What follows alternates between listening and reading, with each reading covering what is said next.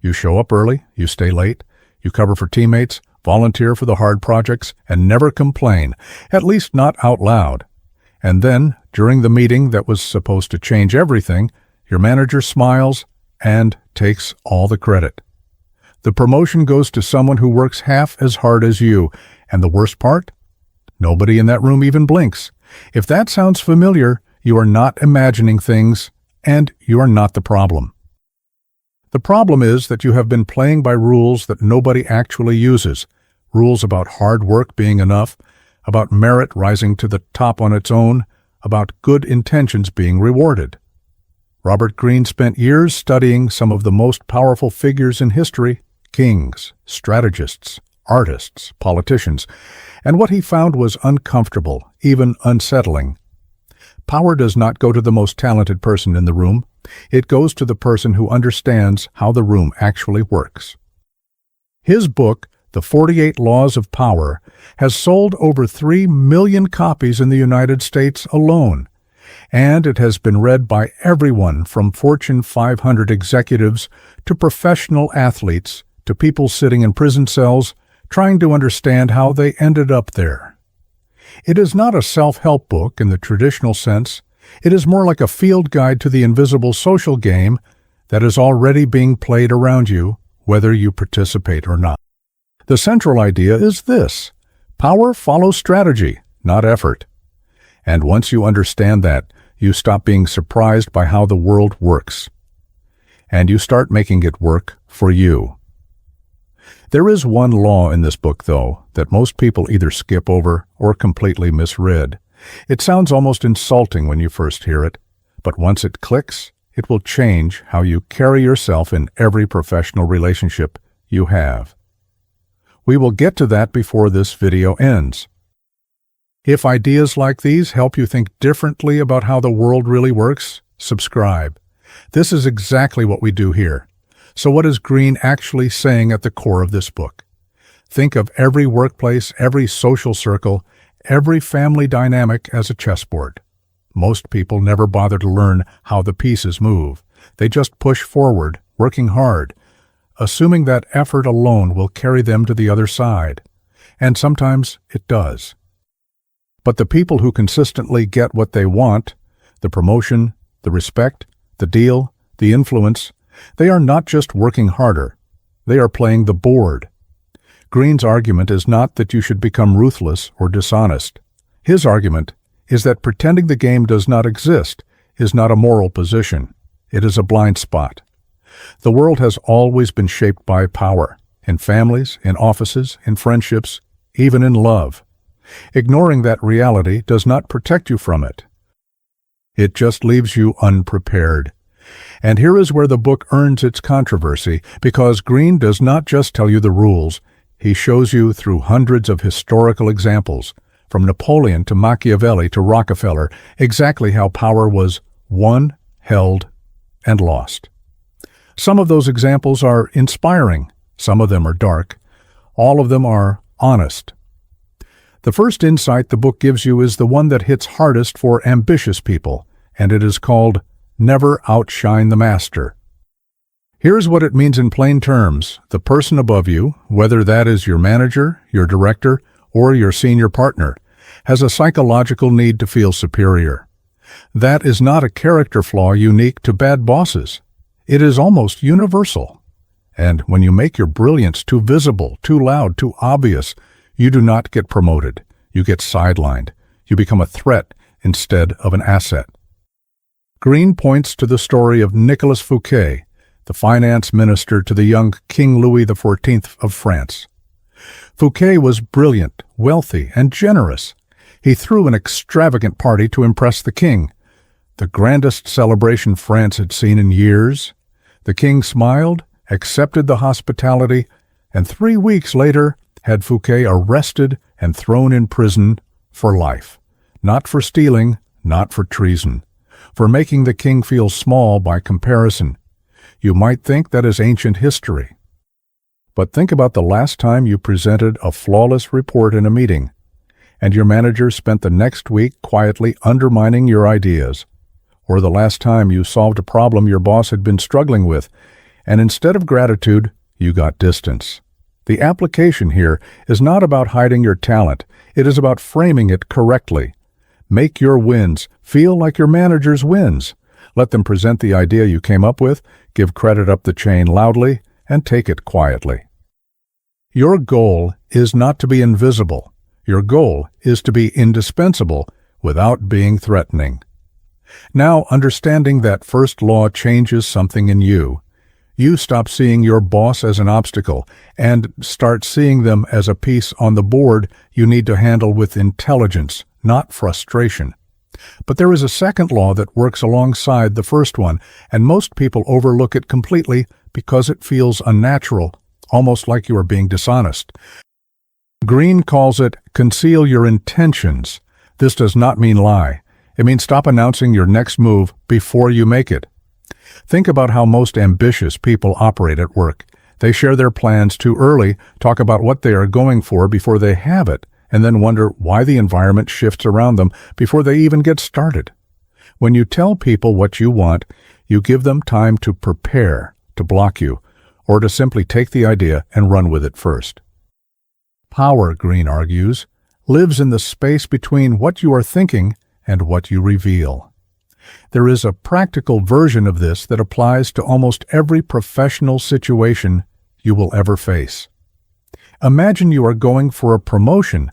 The moment you start telling coworkers you want it, you have already made yourself a target. The people who are also competing will adjust their behavior around you. Your manager might start second-guessing your motives every time you do something helpful. But the person who quietly builds the case, demonstrates the results, and then walks into the conversation already holding all the cards, that person almost always wins. Concealing your intentions is not about deception. It is about preserving your leverage until the moment it actually counts. And then there is the third insight, which feels like it should be obvious, but almost nobody actually practices it. Greene calls it win through actions, never through argument. The idea is clean and direct. Words cost you nothing to say, which means they are worth almost nothing in a social or professional context. People believe what they see. If you want to change someone's mind, showing them is always more powerful than telling them. Think about the last time you tried to convince someone in a meeting with logic and data, and the harder you pushed, the more they dug in. That is not stupidity on their part. That is human psychology.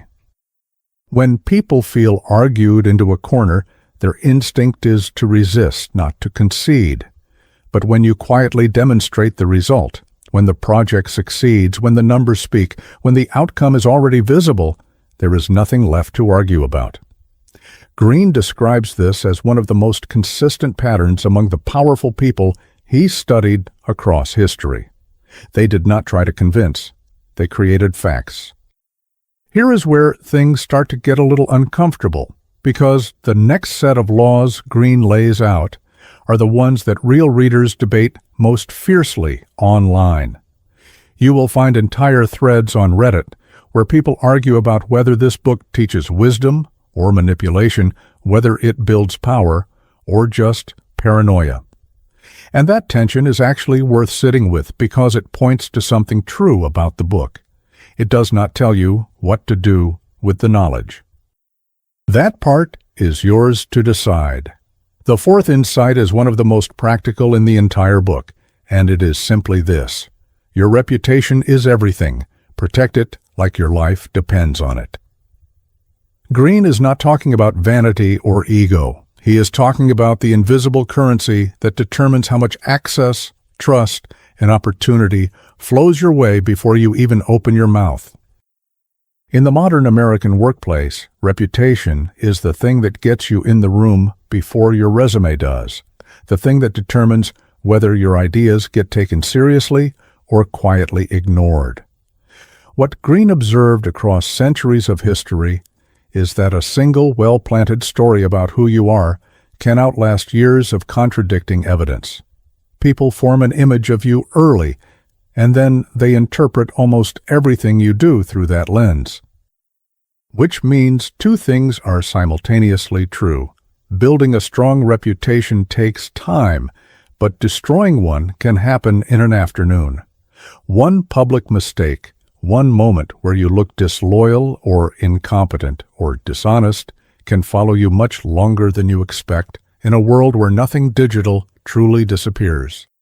The practical implication is that you need to be as intentional about how you are perceived as you are about the actual quality of your work, because in most organizations, perception and reality are treated as the same. The fifth law hits differently once you start paying attention to it in real life. Greene calls it always say less than necessary, and it is one of those ideas that sounds simple until you actually try to apply it consistently. Most people, when they are nervous, fill silence with words. When they want to seem smart, they over-explain. When they want to be liked, they talk too much. And in doing all of that, they slowly drain the power from their presence without realizing it. Silence, on the other hand, creates weight. It forces the other person to lean in, to interpret, to wonder. And that wondering is where your influence lives. There is a version of this that plays out in salary negotiations, in sales conversations, in any situation where two people want different things. The person who speaks last, who makes an offer, and then sits quietly while the other side scrambles to fill the silence, almost always holds more leverage than the person who keeps talking to justify their position. Greene documents this pattern in figures ranging from Queen Elizabeth I to modern-day corporate strategists. The less you say, the more deliberate every word becomes, and the more seriously other people take the ones you actually choose to use. The sixth law brings all of this together in a way that reframes how you think about influence entirely. Greene calls it, make other people come to you, and the underlying logic is about control of access. Whoever controls the access controls the relationship. Think about the people in your life or your career who always seem to have leverage, the ones who never seem to chase, who are selective about their time, who are harder to reach than everyone else. That scarcity is not accidental. It is a signal. It tells the people around them that their attention has value, and anything that has value gets treated with more care, more respect, and more effort by the people who want it. Now, before we get to the most powerful idea in this entire book, it is worth addressing the question that almost every serious reader eventually asks about Greene's work. Is this manipulation? And the honest answer is, it can be. Every tool can be used for harm. A kitchen knife can cook dinner or cause damage.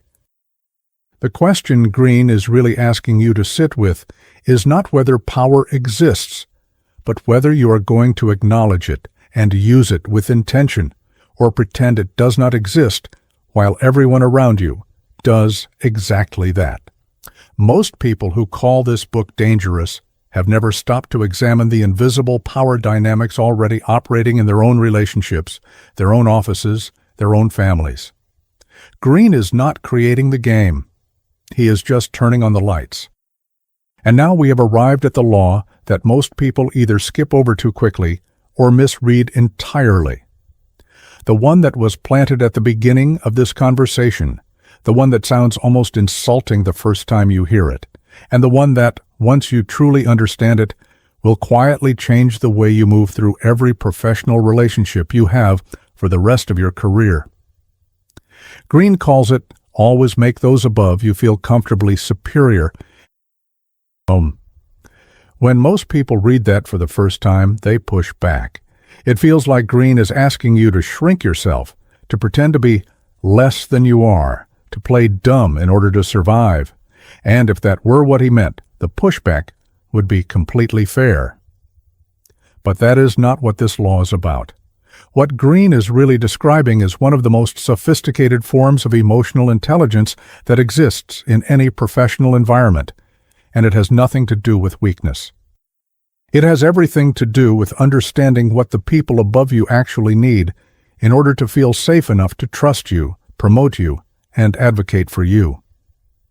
Here is the psychological reality underneath this law. Every person in a position of authority, no matter how confident they appear on the outside, carry some version of the same quiet fear. The fear of becoming irrelevant, of being outpaced, of losing the respect that comes with their position. When you walk into a room radiating ambition without giving your superior a clear and comfortable role in your success, you trigger that fear, even in people who genuinely like you. And once that fear is triggered, it does not matter how talented you are. You will be managed, not mentored. You will be tolerated, not championed. You will keep working harder than everyone else and keep watching other people get the credit, because the person who controls your advancement does not feel safe with you. Now flip the script. The person who masters this law does not hide their talent. They present it in a way that always leaves room for the person above them to feel essential. They ask for guidance they do not always need, not out of dishonesty, but because they understand that making a senior person feel valued is part of how trust gets built at the highest levels. They give credit generously upward. They make their wins feel like shared victories, and over time the people above them stop seeing them as a threat and start seeing them as an extension of their own legacy. That is when the doors actually open. That is when the promotions happen without you having to fight for them. That is when your reputation starts traveling ahead of you into rooms you have not even entered yet. Greene illustrates this with the story of Galileo, who understood that to do the kind of radical scientific work he wanted to do, he needed powerful patrons who felt personally invested in his success. So he did not just present his discoveries as his own intellectual achievements. He framed them as tools that would bring glory to the people who supported him. He named moons after the Medici family. He wrote letters that made his sponsors feel like partners in the future of science, rather than just funding sources. And because of that strategic generosity, he was given freedoms that other scientists of his era never received. His talent did not protect him. His intelligence about power did. This is the law that most ambitious, hard-working, genuinely talented people never learn, and it is the reason so many of them spend years feeling invisible. They believe that excellence should speak for itself, and in a fair world, maybe it would. But Greene's entire book is built on one honest and slightly uncomfortable observation. The world has never been purely fair, and it never will be. What it has always been is navigable for the people who take the time to understand it. So let us bring this all the way back to where we started. You show up. You do the work. You are probably one of the most capable people in your building, your team, your department. And none of that has been wasted, not a single hour of it. But effort without strategy is like driving a car in the right direction with no map. You will get somewhere, eventually, but you will miss a lot of turns that other people are taking without you.